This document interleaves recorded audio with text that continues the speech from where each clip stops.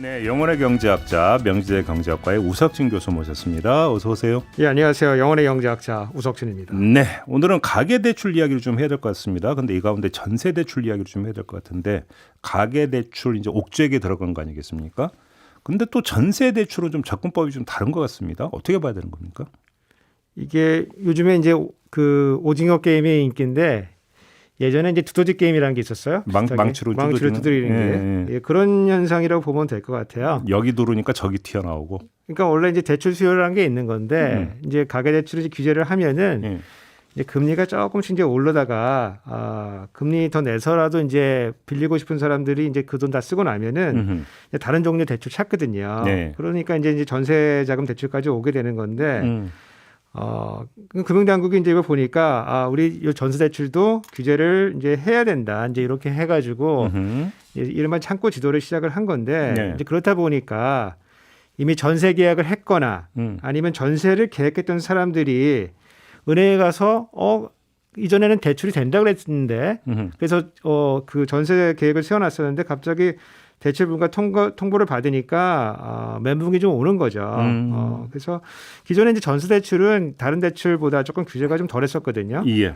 이제 이른바 이제 그 DSR이라고 불리는 총부채 원리금 상환 비율 여기 계산할 때도 안 들어가고 그리고 전세 계약일이 시작되고 3개월 내에도 대출이 돼요. 그래서 일단 급한 사람들은 주변에서 돈 빌려가지고 일단 전세 계약하고 나중에 대출 받아가지고 이렇게 정리할 수도 있고요. 네. 그리고 대출 한도도 전세금 80%까지 되니까 그래서 좀 넉넉하게 빌려주는 편이었거든요. 예. 그리고 전세금이라고 하는 게 이제 보통 떼이는 일이 별로 없고 상환이 잘 되니까 다들 이제 확정일자 받고 그러기 때문에 대항력이 그렇죠. 있어가지고 예. 큰 위험이 없으니까 뭐 요긴하게 쓰던 자금 중에 하나인데 이제 이러던 전세 대출이 막히게 되니까 이제 사람들이 이제 멘붕이 오는 거죠. 근데 정부가 이렇게 나오는 이유가 뭘까요?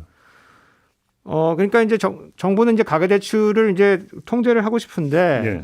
이렇게 통제를 하다 보니까 이제 아까 말씀드린 대로 다른 전세 대출까지 늘었다고 이제 보는 거예요. 그래서 실제로 제가 보니까 약간 늘긴 늘었어요. 예. 그래서 전체적으로 가계대출이 한 7.8조, 올해 이제 9월달 기준으로 보면은 이제 그런데 그 중에 이제 은행권 전세 대출이 한 2.5조 정도 늘었어요. 네. 요게 이제 그 규모가 작은 건 아니에요. 근데 이제 작년 동월 대비로 보면은 작년에는 3.5조가 늘었는데 네. 그보다는 좀 작은 거고 그 코로나 이전으로 비교해 보면은 2.2조여 가지고 약간 늘긴 늘었어요. 근데 이제 이렇게 그 늘어난 게 그럼 굉장히 가계대출에 이제 무리를 줄 정도로 는 거냐 그러면은 그래 보이지는 않아요. 다만 이제 금융당국이 보기에 요 전세대출 늘어난 것 중에 실수요가 아닌 경우들이 좀 있는 것 같다. 특히 이제 전세 사는 사람들이 지들 돈 있으면서 이 전세 자금이라고 돈 빌려가지고 딴짓 하려고 그런다. 예컨대 뭐 빌려가지고 주식 사거나 코인 사거나 아니면은 부동산 갭 투자에 나선다. 그러니까 우리가 선제적으로 전세를 좀 조일 필요가 있다. 이제 이렇게 본 것 같아요. 근데 시중 5대 은행이 전세대출 갱신한도를 전세값이 오른 범위 내로 제한하기로 합의했다 이런 보도가 있었거든요. 이건 어떻게 봐야 되는 거예요? 이게 이제 이제 국민은행이 먼저 시행하던 제도를 이제 다른 은행이 이제 확대해서 시행하는 건데요. 크게 예. 보면 이제 두 가지예요. 예. 하나는 전세대출의 경우 이제 징액된 만큼은 대출해 준다. 이게 하나가 있고 두 번째는 이제 원래는 계약일 3개월 내에까지 해줬는데 예. 이제는 계약일까지만 해준다. 이제 이게 이제 두 가지 규제인데 예. 이거 좀 예를 좀 들어보면 좋을 것 같아요. 그런데 8억짜리 아파트에 이제 4억 전세를 들어가 있는데 2억은 내 돈 넣고 2억은 대출 받아서 4억짜리 들어가 있다. 근데 1억이 올랐다. 네. 그러면 이제 얼마를 대출 받을 수 있을 것인가? 그러면 기존에는 80%까지 되니까 5억에 80%는 4억까지 대출이 돼요. 예. 그래서 4억이니까 내 돈 1억 넣고 4억 넣어가지고 5억 만들어서 내가 전세 연장하면 되거든요. 그러면 내가 아까 처음에 2억 넣었던 것 중에 1억은 내가 좀 자유스러워요. 다른 데 쓸 수 있는 다른 데 거죠. 쓸 수 있어요. 예. 뭐 생활자금으로 쓸 수도 있고 아니면 뭐 주식 살 수도 있고 아니면 뭐 투자에 나설 수도 있고 이제 그렇게 되는데 지금 바뀐 걸로 하면은 4억에서 5억 늘어갈 때 1억만큼 증액됐으니까 그만큼만 대출이 가능하거든요. 그래가지고 아무래도 뭐 가게 입장에서 보면은 이제 돈을 운영할 수 있는 이제 여지가 좀 줄어들어요. 그런 측면에서 이 총 그 대출 규모를 조금 줄이는 효과는 있을 것 같아요. 그래요? 근데 아무튼 뭐 이렇게 조이고 신용대출 조이고 그러면 대출 절벽 오는 거 아니에요? 그렇죠. 이제 이 금융 현상 중에서 뱅크런이라는 게 있어요. 예. 뱅크런은 뭐냐면은 내가 인출할 필요가 없는데 내가 거래하는 은행에서 돈이 부족하다는 소문이 돌면은 내가 빨리 가서 돈 찾아야 되거든요. 왜냐하면 남들이 찾아가면은 내가 찾아갈 돈이 없어요. 근데 이 생각은 나만 하는 게 아니니까 대규모 인출 사태가 벌어지거든요. 그리고 정상적인 은행이라고 해도 뱅크런이 벌어지면은 견딜 수가 없어요. 은행 도산하는 거잖아요. 도산하죠. 그래서 이걸 막기 위해서 네. 이제 중앙은행이 최종 대부자 기능이라는 걸 하거든요. 네. 신용을 쭉 넣어주면은 이제 뱅크런을 막을 수가 있는데 네. 요번에 일어나는 이제 현상은 이제 뱅크런하고 비슷한 대출런이 아니냐 이런 대출런. 예. 이렇게 생각을 좀 하는데 이제 금융당국이 정하는 대출 한도가 있는 거예요. 네.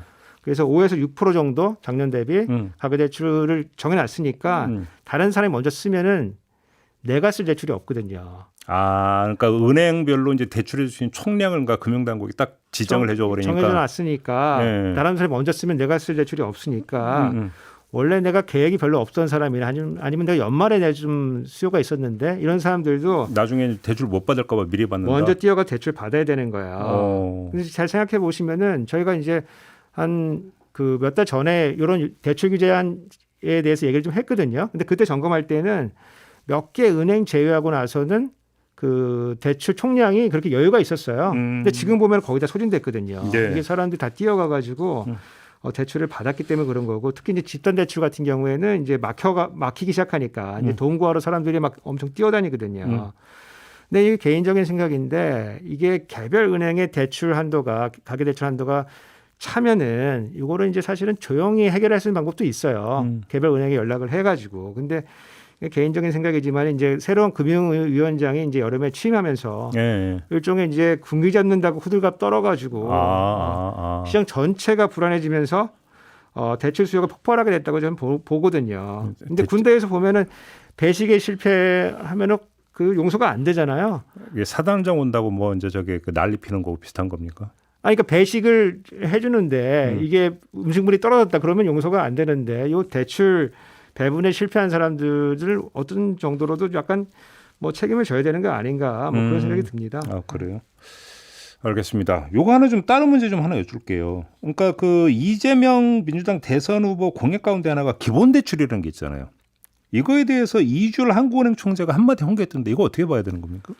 그러니까 이제 기본 대출이라고 하는 게 일종의 이제 마이너스 통장 1,000만 원을 열어주는 거거든요. 그래서 금리는 이제 은행 대출보다는 조금 높게 하고 그다음에 중금리 정도보다는 조금 낮게 해가지고 대상은 전 국민으로 하지만은 이제 신용도가 좀 낮은 사람들이 쓸 수 있게 열어주는 거예요. 아무래도 그렇겠죠. 예. 그래서 약간 뭐 모든 국민에게 열어져 있지만 다 쓰지는 않고 한 뭐 20% 정도가 쓴다고 치면은 약 한 1,000만 원에 1천만 명 정도 쓴다고 하면 한 100조 정도 이제 대출이 이제 열리게 되는 거고 여기에 이제 이게 은행들이 대출을 그냥 그 신용도가 낮은 사람들한테 안 해줄 거기 때문에 보증이 붙어야 되거든요.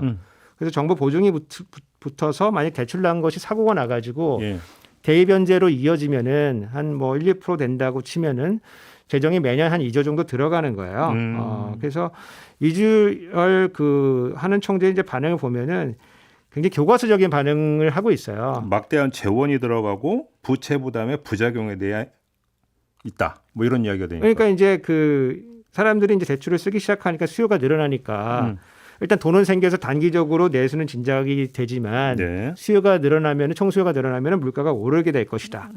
하지만 중장기적으로 보면은 이 대출 수요가 늘어나기 때문에 이제 금리가 올라가게 되고 금리가 올라간다는 얘기는 또 경기가 또 죽는다는 얘기거든요. 그래서 뭐 전체적으로 보면은 그냥 거시적 효과는 좀 있을 수도 있지만 중장기적으로는 약간 제한적이다라고 하는 이제 교과서적인 교과서적인 얘기로 이해를 하면 되는 겁니까? 제가 봤을 때 그렇습니다. 그래서 얘기를 한 것도 아니고 안 한 것도 아니고 그러니까 찬성한 것도 아니고 반대한 것도 기본 아니고. 대출하면 금리가 이렇게 되고 어떻게 돼서 이렇게 될 것이다. 난 잘 모르겠다. 결론은 난 잘 모르겠답니다. 예, 그렇습니다. 알겠습니다. 한국은행 총재가 뭐 정치인의 공약에 대해서 이야기했다고 해서 저는 궁금해서 교과서적인 얘기다. 이렇게 그리고 이제 임기가 3월이니까 새로운 대통령 오기 전이기 때문에 지금 뭐 얘기하기 좀 그렇죠. 알겠습니다. 자, 이렇게 마무리하죠. 고맙습니다. 감사합니다. 명지대 우석진 교수와 함께했습니다.